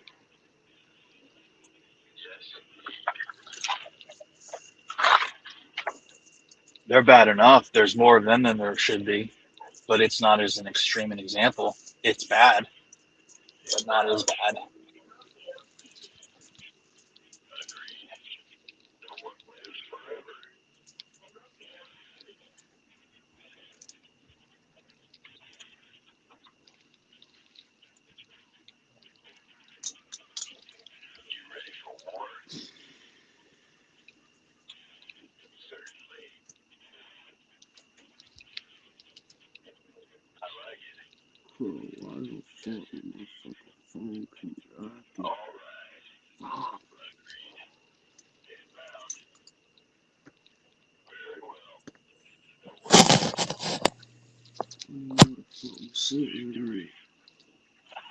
We ain't gonna be on here long, y'all. We ain't gonna be on here super long. I'm about to we're in about a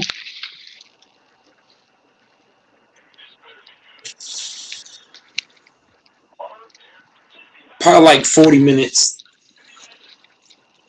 30, 40 minutes.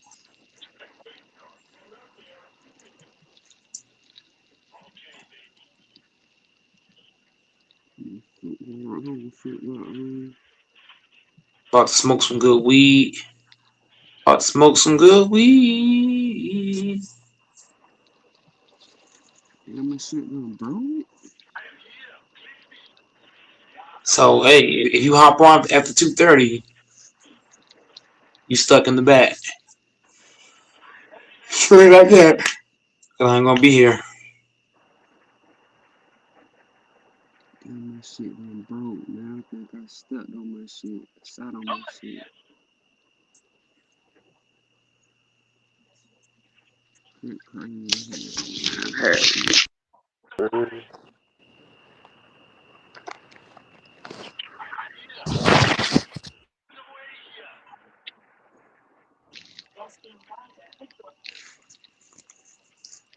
That's exactly what happened. Because my shit was not broke up like this. I just shot at my shit. My shit rolled down the thing, man. Fuck.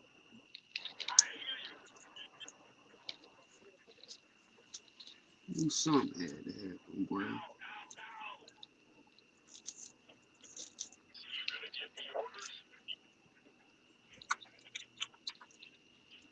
Oh, fucking cigarette.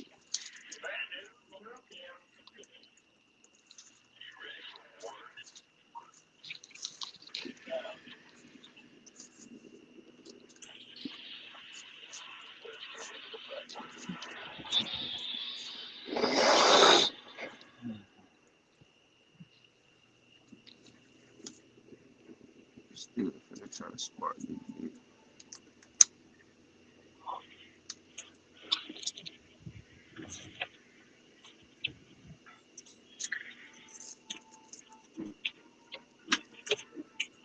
I think culture really begins and ends with women. The barriers of culture and civilization. So if your women are acting bad, they're gonna pass all those traits down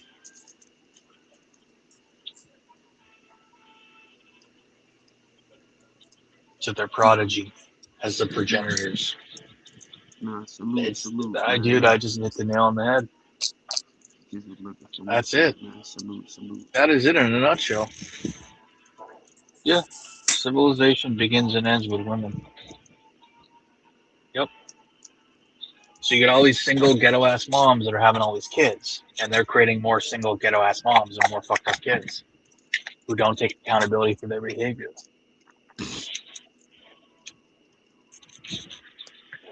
And don't have impulse control. They're violent. They have no respect for authority, whether it's in school, whether it's at the mall, wherever it is. And they're told multiple times to do stuff and they don't, and then there's implications and consequences for that. That's exactly what it is. Holy shit. That's exactly what it is. And you see it all the time.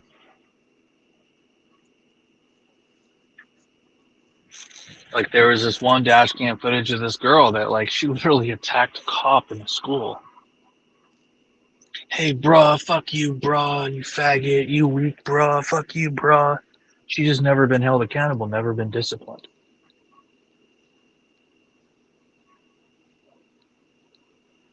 But it starts and ends with women.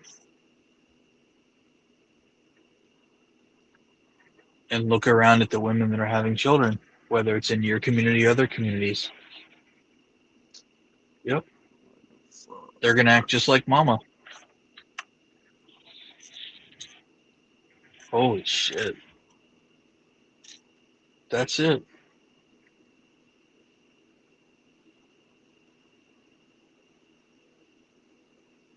Yep.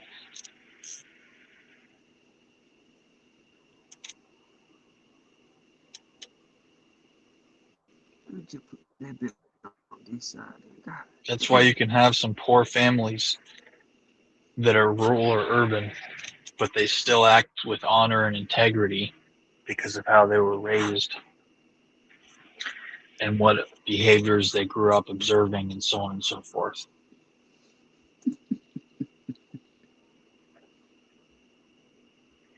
And that's why you can have people that are wealthy that are still trashy ass people because of how they were raised.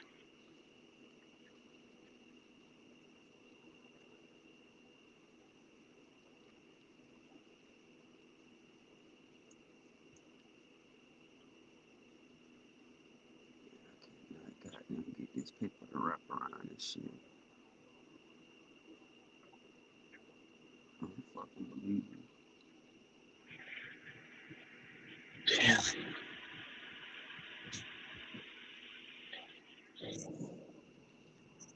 That's fucking crazy.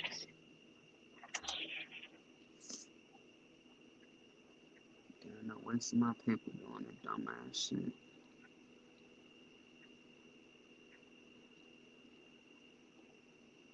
On the spot, shit.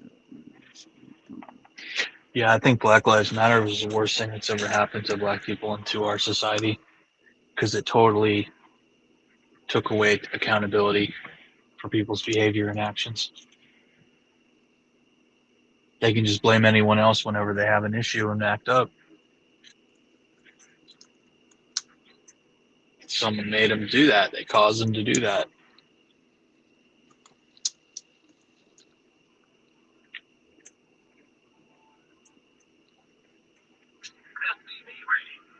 Like, I don't even know how that's a debate, bro. You're pushed in a track meet, so your response is to stab someone to death. And then everyone wants to, like, be galvanized to defend your ass.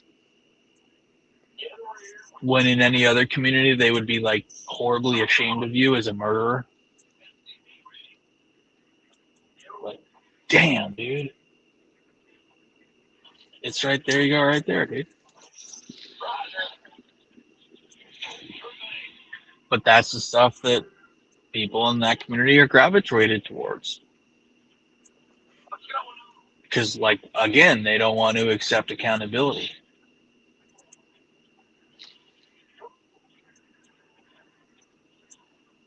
I guess every witness there lied. I guess there's a systemic conspiracy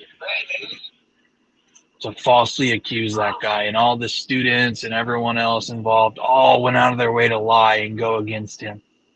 And they must have did it because he's black, not because he fucking violently stabbed someone to death.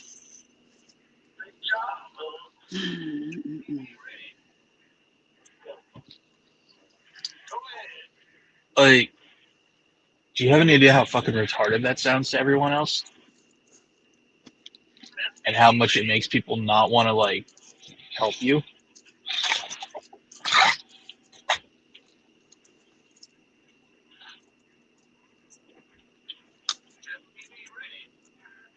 Because then it's a case of you're damned if you do and you're damned if you don't. Like, I don't know why white parents would ever adopt black kids, like Colin Kaepernick and stuff, because he's just going to grow up and bitch and complain about how horrible white people are and how horrible, like, so it's like, well, fuck that.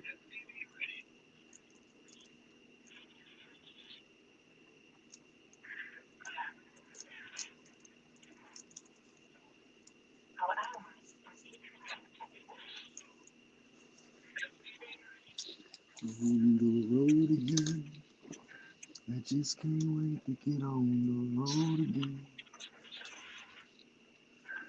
I'm going places I ain't never been before. On the road again.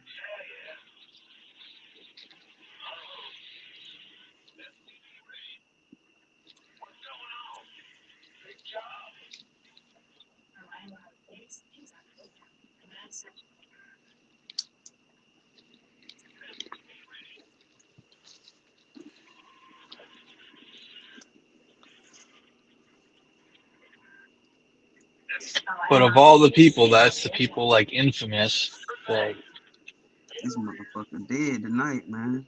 the Infamous is like a perennial victim. But those are the people that perennial victims who don't want to be held accountable. That's who they point to. That's their role model.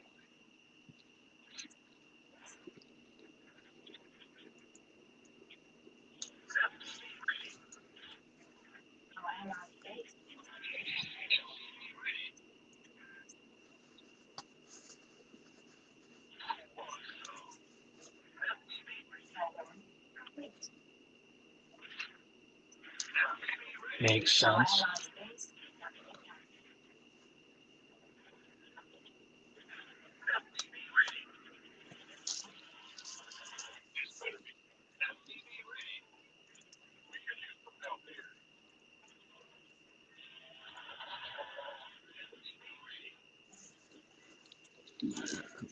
Bitch, I can't see shit.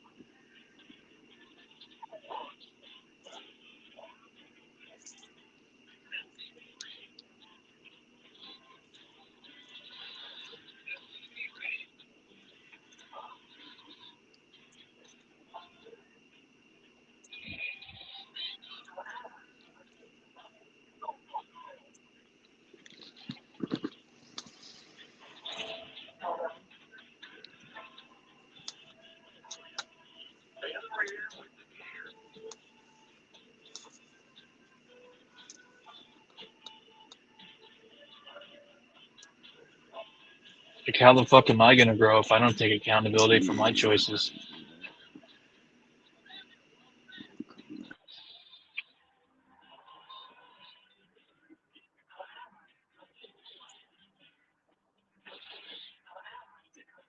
But I'm not out violently hurting anyone and committing crimes, and never will be.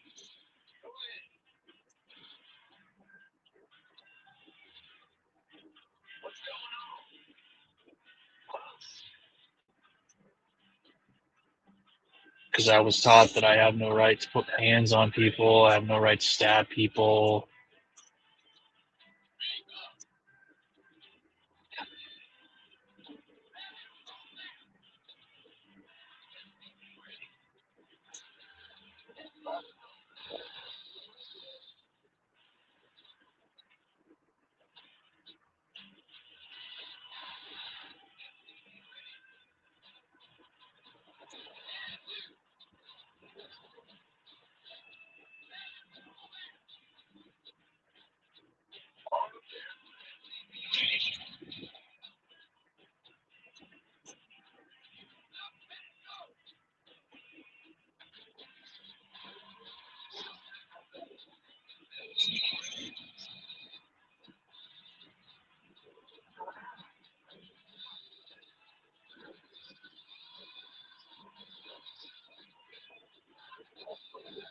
And if people don't want to admit that, then I guess there ain't no point in me coming on anymore, because I want to stand on truth and honesty.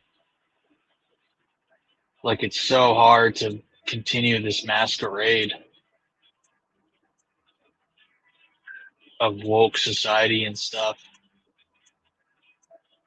that's just compounding the issue exponentially. I put myself out there, man.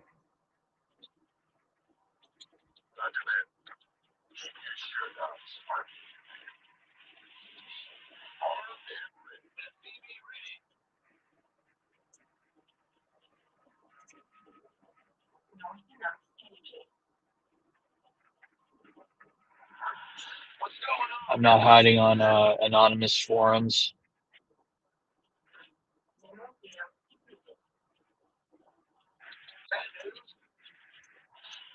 Definitely not some white trash skinhead or neo-Nazi, any of those degenerates.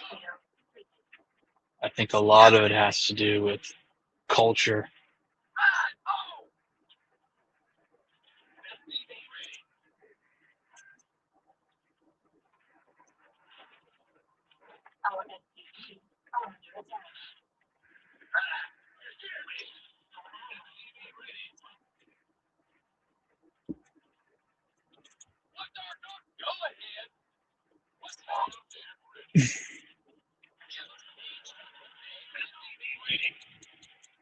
That's why drugs are so fucking bad, man.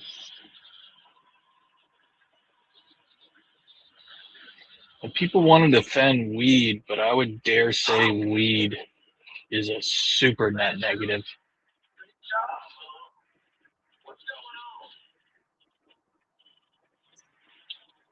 There's definitely going to be positive use cases of it, but I'd say they're going to be ultimately trumped by the negativity it causes.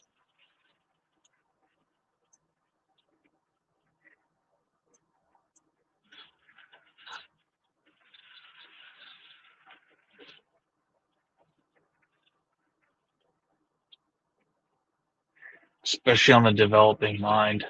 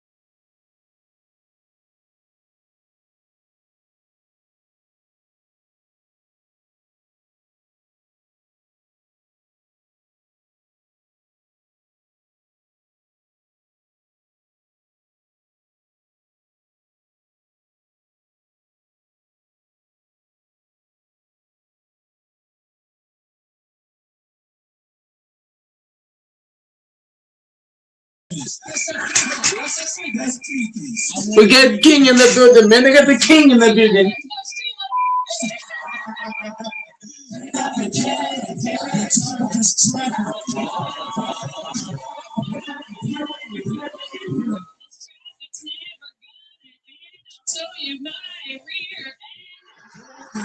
I'm gripping the clutch. If I get so ready, it will not be much. Stay in my lane, forget that I'm changing. The way that you drive, I can tell you Caucasian.